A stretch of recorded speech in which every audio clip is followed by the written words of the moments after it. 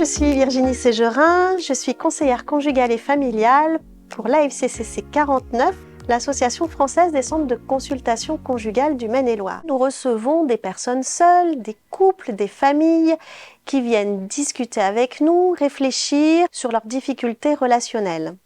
Cette vidéo fait suite à une première vidéo sur le consentement dans le couple. À l'AFCCC, nous intervenons aussi dans les établissements scolaires auprès de jeunes âgés de 13 à 17 ans autour de ce que l'on appelle la vie affective, relationnelle et sexuelle à l'adolescence.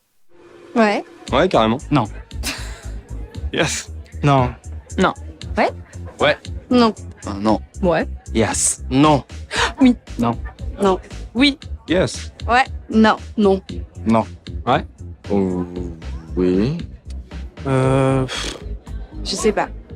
Bon, vraiment pour te faire plaisir. Si t'insistes...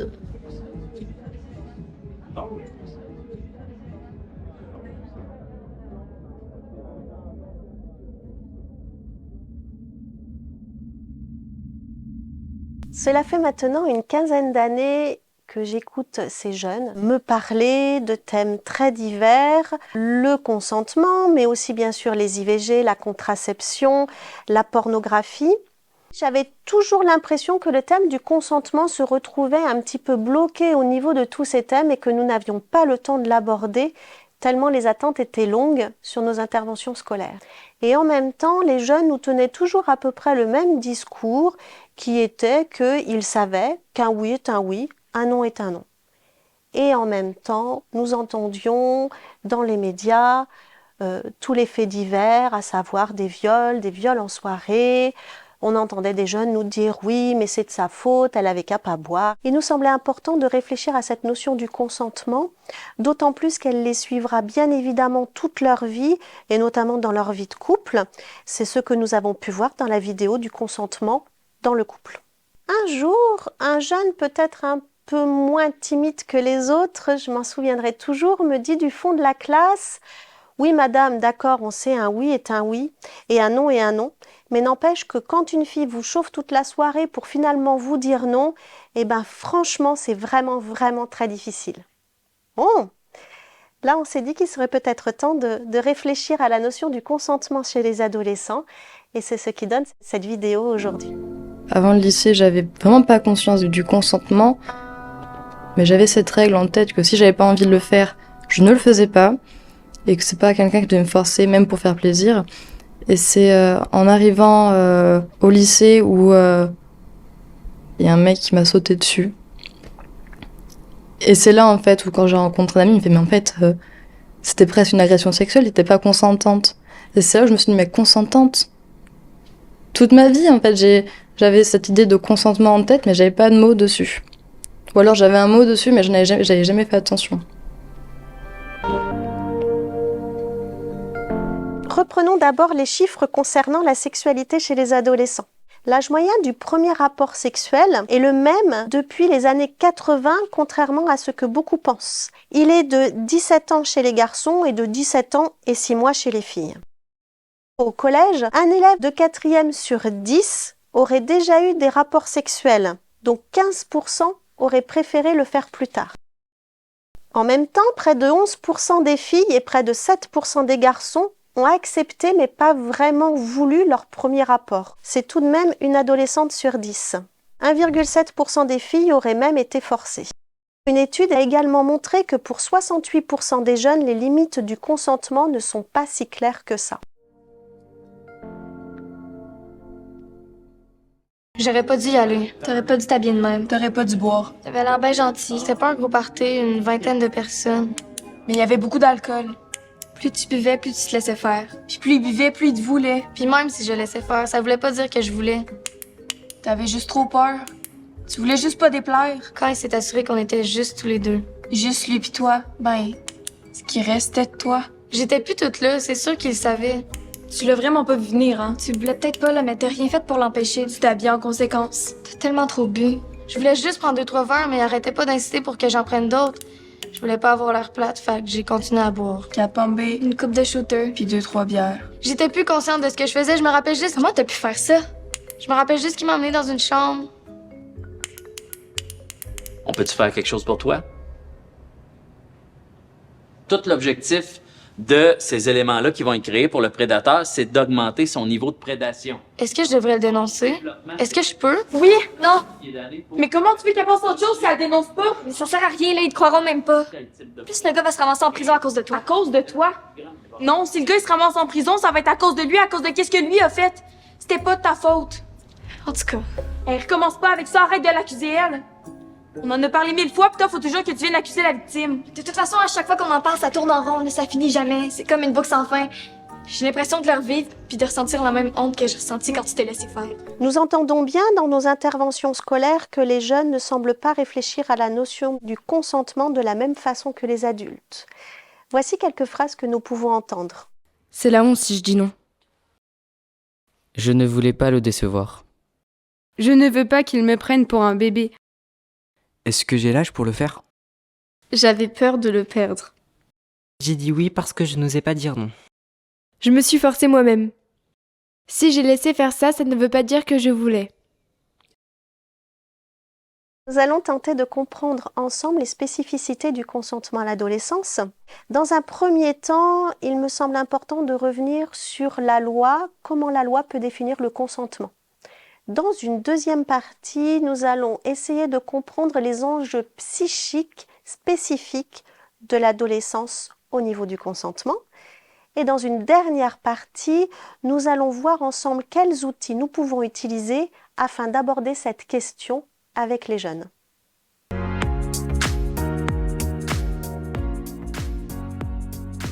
La loi définit bien entendu la notion de consentement. Elle dit que le consentement doit être donné par un acte volontaire, clair, par lequel la personne concernée manifeste de façon libre, spécifique, éclairée et univoque son accord. La loi cadre en 5 points la notion de consentement. Ils doivent être tous réunis pour que la notion de consentement soit bien établie.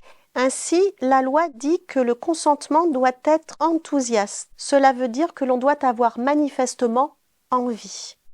Si vous avez du mal à comprendre le mot consentement, alors imaginez qu'au lieu de vouloir un rapport sexuel, vous vouliez offrir du thé. Vous dites « Eh, ça te dirait une tasse de thé ?»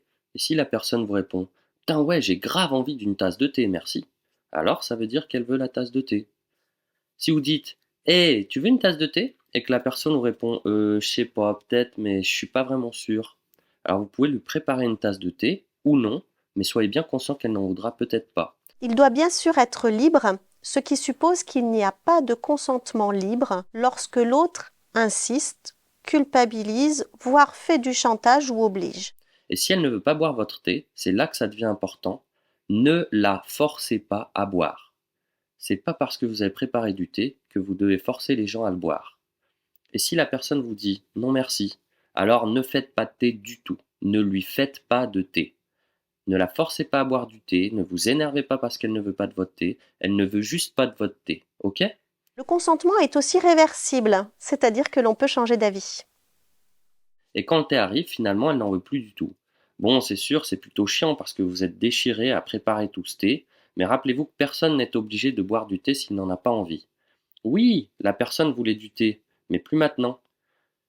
Il y a des gens qui changent d'avis en moins de temps qu'il n'en faut pour faire bouillir l'eau, infuser le thé, rajouter le sucre. Ça arrive qu'une personne change d'avis, et vous n'avez toujours pas le droit de la forcer à boire. Ce que la loi précise est que lorsqu'une personne a trop bu ou a consommé de la drogue, elle n'est plus considérée comme en état de pouvoir donner son consentement. Précisément, la loi indique qu'il ne doit pas y avoir de rapport sexuel avec une personne qui a trop bu ou qui aurait consommé de la drogue. Et si elle est inconsciente, ne lui préparez pas de thé. Les gens inconscients ne veulent pas de thé. Et en plus, ils sont incapables de répondre à la question « Est-ce que tu veux du thé ?» parce qu'ils sont inconscients. Ok, peut-être qu'elle était réveillée quand vous lui avez demandé du thé. Et elle a dit oui, mais le temps de faire bouillir l'eau, d'ajouter du thé et un peu de lait, elle s'est évanouie. Vous devriez juste poser votre thé et vous assurer de sa sécurité. Et là encore, c'est le plus important, ne lui faites pas boire votre thé. Ok, elle a dit oui tout à l'heure, mais les personnes inconscientes ne veulent pas boire de thé, ok? Si quelqu'un accepte de boire un thé avec vous, qu'il commence à boire, puis qu'il s'endort ou s'évanouit avant d'avoir fini. Ne continuez pas à lui verser du thé dans la bouche. Rangez le thé et assurez-vous plutôt qu'il va bien. Enfin, le consentement est spécifique. Cela veut dire que ce n'est pas parce que on chauffe quelqu'un qu'on a forcément envie d'un rapport sexuel. Ce n'est pas parce que on est d'accord pour des préliminaires qu'on est d'accord pour aller jusqu'à un rapport avec pénétration. Nous voyons que l'acte de consentir peut être négocié, manipulé, cédé, voire arraché. Nous avons demandé à Maître Onger-Ombre d'Âne de l'association AJAD nous éclaire sur ce point. L'AJAD, c'est une association qui veut dire Association judiciaire angevine de défense des droits de l'enfant. La définition du viol, c'est le fait de subir un acte de pénétration sexuelle ou un acte bucco-génital sous la contrainte, la violence, la menace ou la surprise. Ça, c'est le texte général qui s'applique à l'ensemble de la population, aux majeurs comme aux mineurs. Et puis on est venu, et c'est là que la loi de 2021 a progressé, à partir de maintenant, si la personne qui subit l'acte sexuel a moins de 15 ans, et que l'acte est commis par un majeur et par quelqu'un ayant plus de 5 ans d'écart d'âge avec la mineure, eh bien, il commettait un viol, indépendamment du fait que la mineure de 15 ans vienne dire « j'étais d'accord ». Ça simplifie considérablement le travail des enquêteurs, des juges d'instruction, etc., puisque on n'a plus à caractériser la notion de contrainte, la notion de violence, la notion... Alors, il y avait, sur ces 4 notions, il y en avait qui posaient pas de difficulté. La violence, ça pose pas de difficulté. La menace, ça pose pas de difficulté. La contrainte en posait beaucoup plus. Il y avait eu tout un lot de jurisprudence qui venait dire que tout enfant, parce que moi j'appelle ça des enfants, hein, donc en tout cas tout mineur de 15 ans, ne pouvait pas donner son consentement et que quand il y avait un grand écart d'âge, et en particulier je pense aux très jeunes enfants, 5, 6, 7 ans, qui subissaient, bon avant hélas, mais qui subissaient des actes sexuels, surtout par un ascendant, eh bien, cette contrainte, elle existait de fait. Il n'y avait même pas besoin de la démontrer. Mais dans le principe, il fallait la démontrer.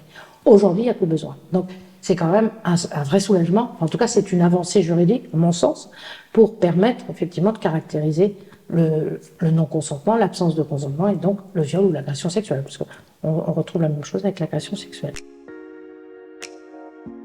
Deuxième nouveauté de la loi de 2021, on est venu protéger, y compris la tranche d'âge de 15 à 18. On n'a plus à caractériser contrainte, violence, menace, surprise. Donc là encore, on est venu protéger de l'inceste en réalité, hein, parce qu'on s'est rendu compte que c'était très souvent le cas. Hein, les viols sur mineurs, c'est très souvent incestueux.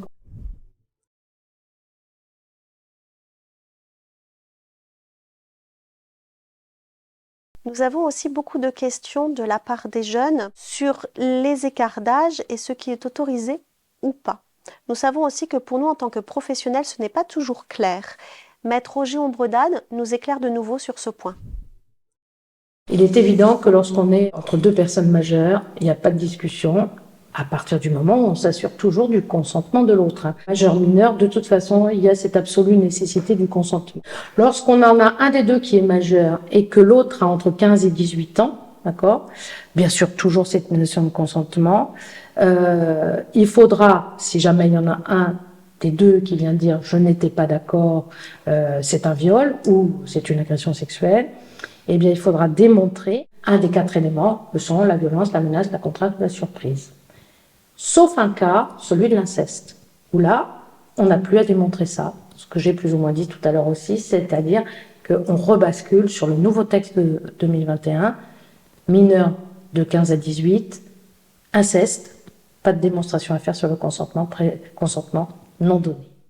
Puis ensuite, lorsque un a plus de 18 ans et que l'autre a moins de 15 ans, j'ai envie de vous dire prohibition, parce que interdiction, mais pas de démonstration en tout cas à faire, puisque par principe, moins de 15 ans, pas de consentement donné, ou même s'il a été donné, de toute façon, c'est l'idée qu'il n'a pas pu être libre et éclairé avec un écart d'âge d'au moins 5 ans. 14, 18, ça ne fonctionne pas. Pourtant, j'en ai bien un qui a moins de 15 ans et bien l'autre qui est majeur. Et je n'ai pas ces 5 années d'écart d'âge. Ça ne veut pas dire qu'il n'y a pas de viol, mais il faudra refaire la démonstration. Quand les deux ont entre 15 et 18 ans, une démonstration va être nécessaire. Je dois caractériser la contrainte, la violence, la menace ou la surprise. Quand les deux ont moins de 15 ans, pas de démonstration à faire, puisque par définition, aucun des deux n'est majeur. Donc, on rebascule sur la notion de viol classique, c'est-à-dire un de 14 ans, un de 13 ans et demi et un autre de 14 ans et demi. Il faut qu'il y en ait un des deux qui ait dit qu'il n'était pas d'accord et qu'il ait subi l'acte quand même. Et donc, il faudra faire la démonstration de la contrainte, la menace, la violence, la surprise. La limite d'âge au consentement, en fait, moi j'ai envie de vous dire davantage que c'est une protection des moins de 15 ans. Parce qu'il y a des jeunes hommes et des jeunes filles qui, à 15 ans, seraient en capacité de donner un consentement libre et éclairé. Mais ce qu'on veut, c'est les protéger. Il faut cette majorité et il faut aussi cet écart de 5 années. Ce qui veut dire qu'une jeune fille de 14 ans qui a des rapports sexuels avec un jeune homme de 18 ans, il n'y a pas les 5 années d'écart, donc il n'y aura pas de difficulté, toujours sous couvert de consentement, bien évidemment. Il n'y aura pas de difficulté, ce qui permet quand même à une génération, on va dire, sans écart d'âge important, d'avoir des relations sexuelles. Souvent, les jeunes nous demandent aussi ce que dit la loi dans le cas où les deux jeunes ont moins de 15 ans. Alors, dans ce cas-là, d'abord très clairement, la dernière loi de 2021, 21 avril 2021, ne s'applique pas, puisqu'on n'a pas à faire un des deux qui est majeur, il n'y a pas d'écart d'âge de 5 ans, etc., etc. Donc, ça ne s'applique pas. Il faut toujours s'assurer du consentement, c'est toujours le principe de base. C'est-à-dire que là, c'est quand même, il faut qu'il y en ait un des deux qui n'ait pas consenti. Si c'est un rapport sexuel qui est librement consenti entre les deux, il est librement consenti entre les deux. Même si là, on va s'attacher quand même à l'âge de la victime. C'est-à-dire que si après il y a une plainte, on va s'attacher à l'âge de la victime. La victime avait bien moins de 15 ans. Et donc, on va appliquer cette règle-là. Si l'auteur avait le même âge que lui, on va aller rechercher la caractéristique du viol. Donc, à chaque fois la même chose. Elle n'avait pas donné son consentement. Donc, caractérisez-moi la contrainte, la violence, la menace ou la surprise.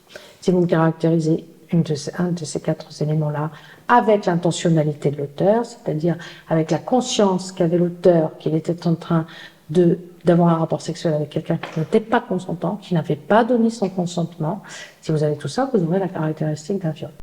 Nous touchons ici à la notion de contrainte que Maître Ongé-Ombredane nous a expliquée. Mais voyons plus précisément les enjeux psychiques du consentement à l'adolescence.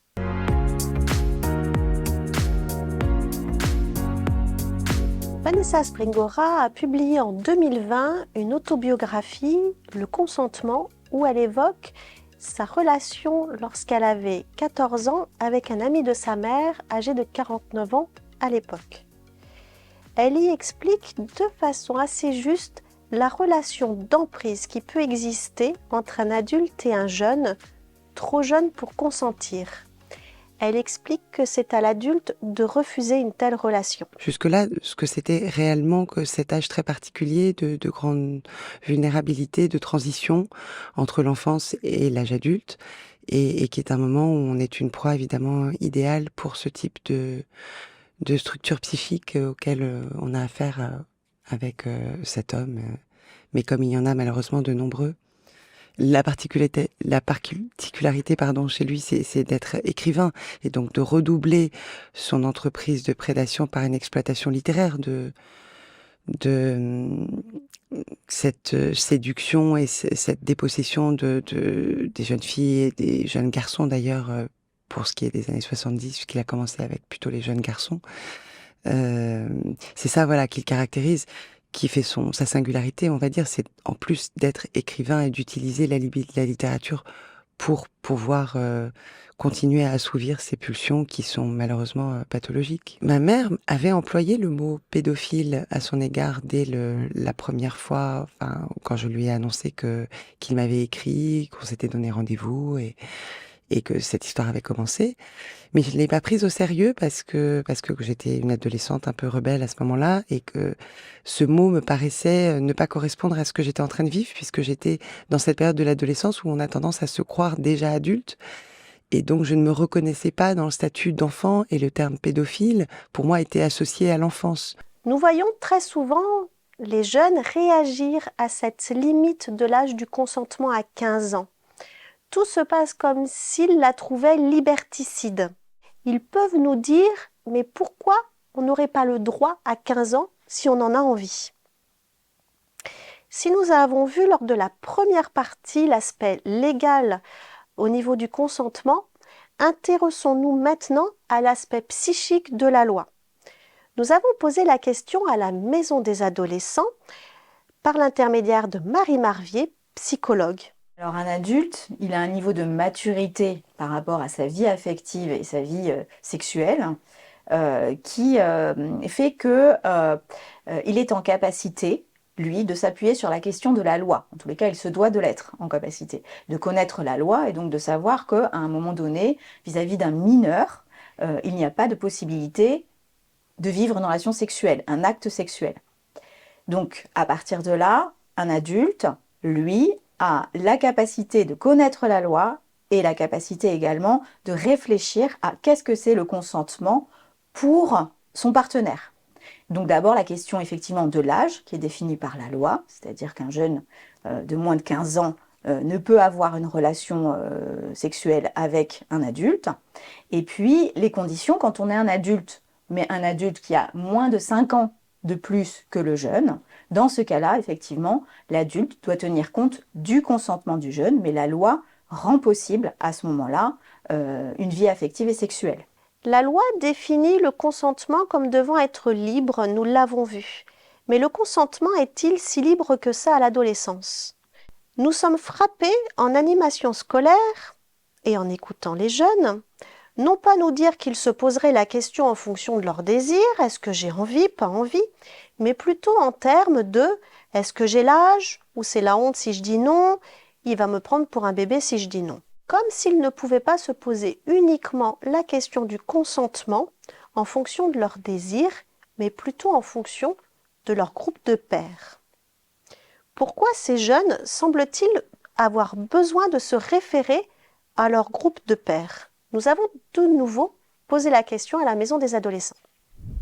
L'adolescence, c'est d'abord un remaniement pubertaire, c'est-à-dire que ça commence par le fait que le corps change, qu'il devient un corps qui rentre dans un processus de sexualisation. Moi, je préfère parler de processus de sexualisation plutôt que de sexualité à proprement parler. La nuance, elle est dans le fait qu'il y a une évolution qui s'inscrit dans le temps. On n'est pas d'emblée acteur de son corps dans un acte sexuel. On se construit dans son identité et dans son corps comme un jeune qui va pouvoir accéder à une relation avec un autre. Donc évidemment que cette question du corps, elle commence tôt avec la question de la masturbation dans l'enfance et puis elle évolue avec la nécessité, quand le corps devient un corps d'adulte et donc avec un potentiel de partager avec l'autre la sexualité, à ce moment-là, l'adolescent va devoir se réapproprier ce corps nouveau pour lui, mais également pour son entourage.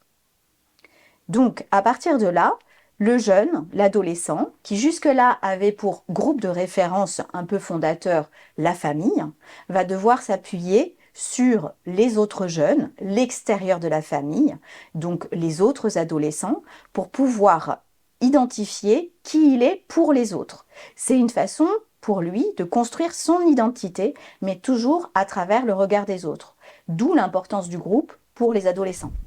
La relation à l'autre est elle aussi particulière à l'adolescence. Nous entendons souvent les jeunes nous dire en entretien qu'ils ont dit oui de peur de perdre l'autre ou pour ne pas le décevoir. Cette question, si elle est aussi entendue chez les adultes, semble être particulière à l'adolescence. Justement pour lui faire plaisir, parce que j'étais folle amoureuse de lui, on va dire. Je me suis laissée, j'ai dit bon, vas-y, d'accord. C'était un peu bizarre, genre je lui ai fait comprendre que vas-y, d'accord, si tu veux. Et puis c'est là que il a encore poussé ma tête, et du coup, que j'ai dû lui faire une fellation. Pouvoir dire non, c'est pouvoir poser une limite à l'autre. Les adolescents, ils apprennent pas du jour au lendemain à pouvoir dire non aux autres adolescents. En fait, c'est aussi à travers l'expérience de ce qu'ils ont vécu au sein de leur propre famille, encore une fois, là où ils ont fait l'expérience de la conflictualisation, c'est-à-dire le fait de se dire que l'on a des idées différentes, mais que le fait d'être dans des idées différentes et des oppositions ne va pas mettre en péril la relation d'amour que l'on vit avec son parent. On peut s'aimer, se reconnaître, mais être différent. C'est toute la définition de l'adolescence, c'est-à-dire la capacité à être un être singulier, mais qui est reconnu par les autres. Donc, Effectivement, plus un enfant aura fait l'expérience au sein de sa famille, mais plus le monde des adultes est là, les autorités publiques ont aussi une forme de responsabilité à travers un travail de prévention auprès des jeunes et de l'ensemble des adultes, en tant que citoyens responsables d'une société, de pouvoir parler avec les adolescents de leur droit à se différencier et à penser différemment des adultes. L'important étant de maintenir la question du dialogue. Si les adolescents ont vécu ces expériences-là, ils pourront, alors avec tout ce que représente l'expérimentation, c'est-à-dire aussi des fois des moments de difficulté, mais ils pourront aussi poser leurs limites avec plus de sérénité. À l'adolescence, le narcissisme est en pleine construction. Il est donc particulièrement fragile. C'est aussi ce qui explique qu'il est si difficile de dire non à l'adolescence, car ce serait peut-être décevoir l'autre et donc de ne pas être parfait. Du coup, il me disait, ça va, tu veux qu'on arrête? Mais moi qui dis, non, non, t'inquiète, tout va bien. Oui, on y va, oui, j'ai envie.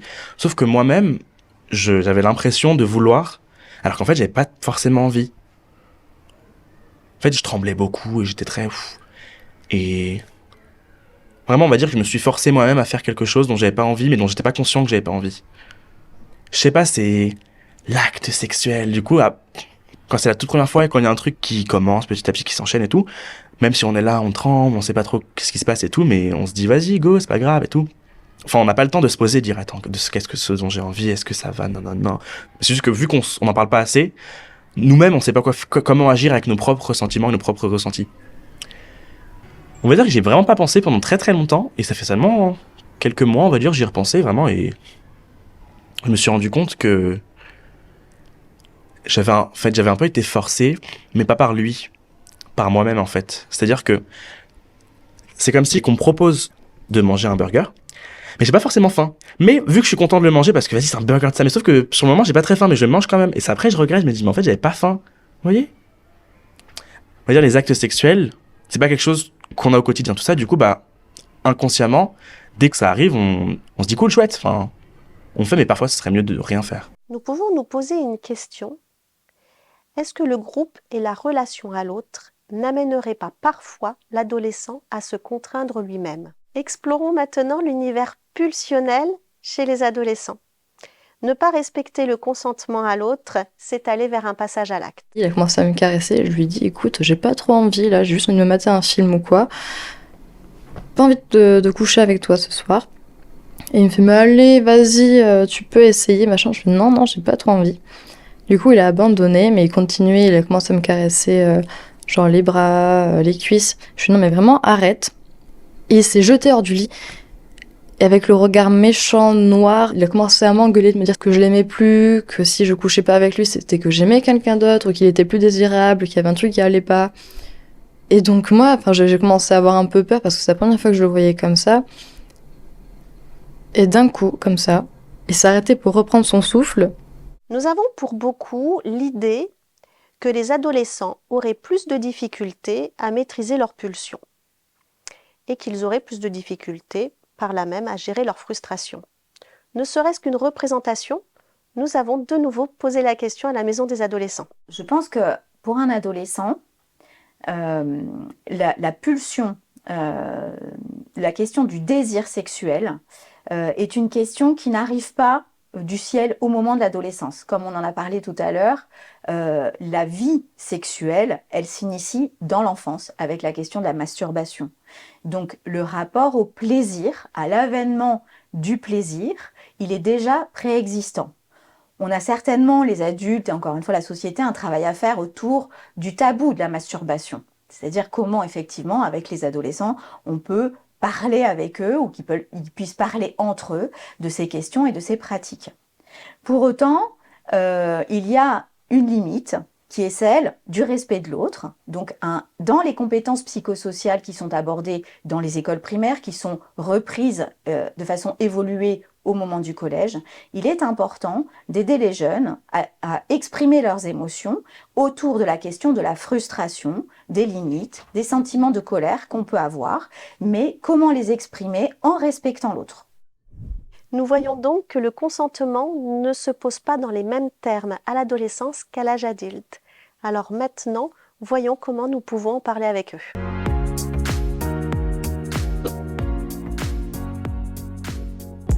J'ai eu aucune éducation sexuelle. C'est vraiment un sujet très très très tabou. On n'en parle pas du tout.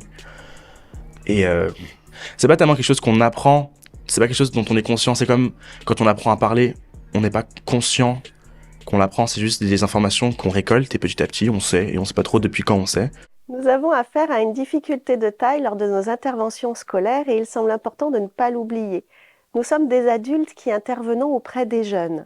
Or, nous venons de voir qu'il y a, semble-t-il, une différence au niveau du consentement entre les adolescents et les adultes. Peut-être faut-il faire attention aussi aux représentations que nous pouvons avoir et de ne pas oublier qu'il peut y avoir un décalage. Nous tous qui intervenons auprès des jeunes sur le thème de la vie affective, relationnelle et sexuelle à l'adolescence, savons très bien qu'il n'est pas si facile que ça d'aborder ce thème avec eux.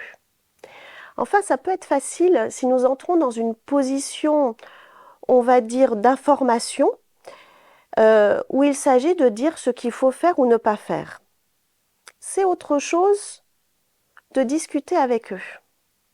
Je disais en introduction ma frustration lorsque j'abordais le thème du consentement avec les jeunes, parce qu'ils me disaient, j'imagine, ce que je voulais entendre. C'est comme s'ils restaient en surface pour me dire qu'ils savent qu'un oui est un oui, un non est un non, et que leur corps leur appartient. Nous savons bien que ça, ils le savent. Le problème est donc ailleurs. Nous venons de le voir en deuxième partie. Il s'agit peut-être d'atteindre ce que je vais nommer cet indicible. Je le dirais simplement, peut-être ce qui se passe dans leur psychisme et qu'ils ne posent pas en question. Ce que nous avons vu en deuxième partie. Nous savons que par définition, l'adolescent n'aime pas qu'on lui dise ce qu'il doit faire. Mais nous sommes pris en tant qu'adultes dans un mouvement très fort de vouloir les protéger. Et c'est peut-être ce mouvement qui nous anime lorsque nous entrons dans cette posture éducative qui revient à leur dire ce qu'il faut faire ou ne pas faire. Il s'agirait peut-être plutôt de réfléchir avec eux à cette notion du consentement. Je dirais à faire éclore un questionnement là où ils ne se questionnent peut-être pas, à venir à leur rencontre pour les écouter et penser avec eux tout ce qu'ils peuvent dire. Dans cette question du consentement, il me semble important de sortir de ce clivage oui, non, ou c'est bien, ce n'est pas bien. Et cela nous demande peut-être en tant qu'adultes un certain lâcher-prise. À l'AICCC, nous avons créé une animation spécifique sur cette notion du consentement, avec comme objectif d'amener les adolescents à se poser toutes ces questions, c'est-à-dire pourquoi j'ai envie de dire oui ou pourquoi j'ai envie de dire non. Pour ce faire, nous nous appuyons sur des scénettes entendues en consultation dans lesquelles ils pourraient se retrouver. Nous les emmenons à réfléchir à ces situations, à dire ce qu'ils en pensent ou ce que peuvent ressentir les personnages. Nous avons voulu sortir lors de l'écriture des scénettes de la dualité victime-bourreau, dualité qui ne semble pas correspondre à ce que nous entendons lors de nos consultations. Il nous semble plutôt important de réfléchir à ce que chacun peut ressentir afin de développer leur empathie. D'autres outils nous semblent également intéressants à utiliser.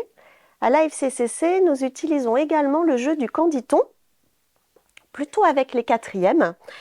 C'est un jeu créé par la Maison des adolescents. Il s'agit de petites phrases que les jeunes peuvent lire et ils doivent dire si pour eux c'est acceptable ou non acceptable. Alors je vous donne des exemples. C'est « Elle les filme dans le vestiaire »,« Elle l'a suivi dans sa chambre, elle ne peut plus dire non »,« Ils ont fait la fête hier soir, elle ne se rappelle plus de rien », ou « Elle lui touche les fesses dans la file d'attente du self ». C'est un jeu très large mais qui peut être également utilisé dans le consentement.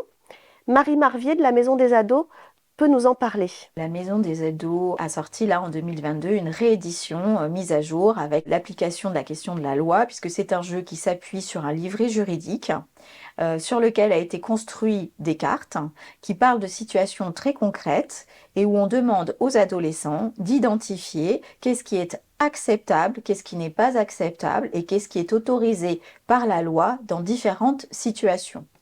On peut utiliser ce jeu de différentes façons. À la maison des adolescents, on l'utilise soit quand on accueille un jeune seul, qui peut se retrouver un petit peu en difficulté pour se saisir de la parole. Donc dans ce cadre-là, on va initier le jeu et venir soutenir par le biais des cartes les situations que le jeune a envie d'aborder.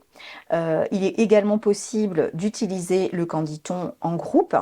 Le canditon, c'est donc un jeu de cartes qui aborde les différentes facettes de la vie d'un adolescent. Il y a sa vie au sein de sa famille, il y a sa vie sexuelle et affective, il y a sa vie dans l'environnement scolaire, etc. Et donc, au sein des établissements, peut être employé le jeu du canditon pour aborder les différents sujets qui sont parfois encore un peu tabous dans notre société. Et du coup, le soutien des cartes vient aider à mettre en mots les différentes situations que peut rencontrer l'adolescent dans sa vie. Je pense également à un outil très intéressant créé par une étudiante en relais santé en partenariat avec le service de santé universitaire, le service de prévention. Il s'agit d'un kamishibai. Alors c'est un outil très intéressant car il permet d'ouvrir la parole avec les étudiants sur le thème du consentement. À la différence de l'outil créé par la FCCC, il ne s'agit que d'images sur lesquelles l'étudiant peut se projeter et parler des situations qui y sont dessinées.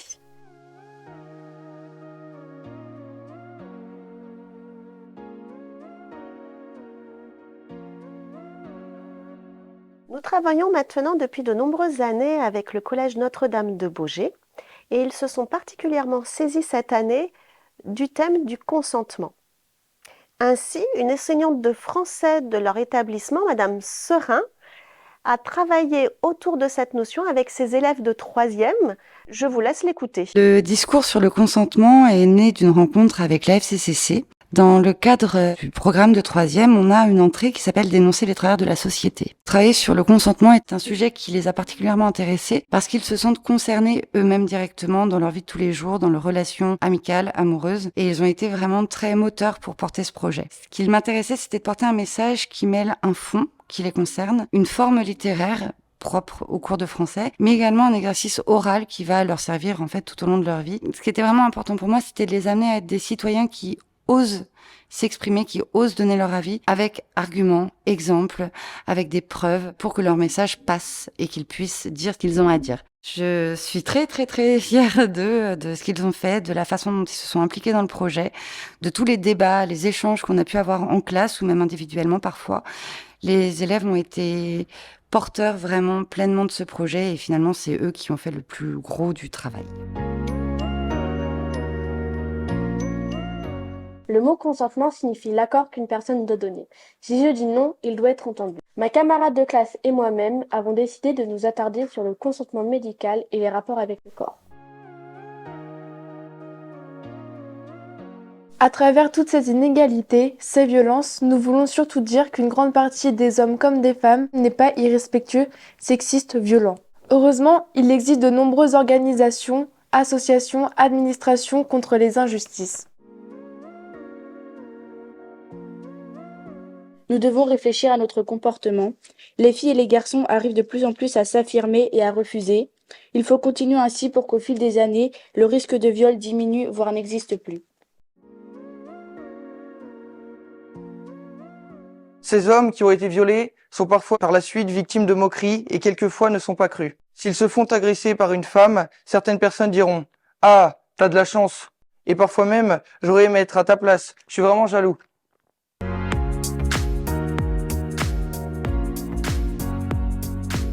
Nous avons vu que la question du consentement est à l'intersection entre l'intime, l'interpersonnel et le social, au niveau psychique. L'intime est ce que nous sommes prêts à faire dans notre propre intérêt, comme par exemple se prouver quelque chose à soi-même. L'interpersonnel se situe dans la relation avec l'autre. Il s'agit par exemple des formes de pression que nous pouvons avoir ou ne pas vouloir perdre l'autre. Le social est enfin notre décision au regard du groupe d'appartenance et des normes sociales qui nous entourent. C'est par exemple vouloir prouver aux autres ou vouloir faire comme les autres. Parler consentement avec les adolescents pourrait revenir à les aider à repérer en eux et avec l'autre ce qui les amène à dire oui ou non, à conscientiser ce qui se passe psychiquement en prenant en compte ces 3 sphères au moment de donner son consentement, mais aussi de le recevoir. les aider à être acteurs de leur choix. Cette question du consentement les suivra tout au long de leur vie, puisque nous savons très bien que la question n'est pas réglée à l'âge adulte. En tant que conseillère conjugale et familiale, je l'entends très bien chez les couples que je peux recevoir. Et nous l'avons d'ailleurs revu dans la vidéo précédemment sur le consentement et le couple. Ce thème devrait donc être un axe fort.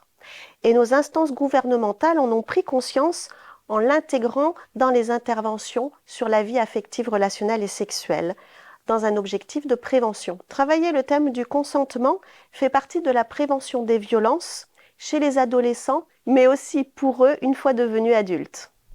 Vous trouverez des éléments complémentaires en lien dans la bibliographie. Nous y avons notamment placé de courtes vidéos qui peuvent servir de support de dialogue avec les jeunes. Je pense notamment à des vidéos issues du site onsexprime.fr, mais aussi des spots français, belges ou canadiens très intéressants. Nous allons sauter une génération dans la vidéo suivante puisque nous allons y parler du consentement chez la personne vieillissante en perte de repères cognitifs.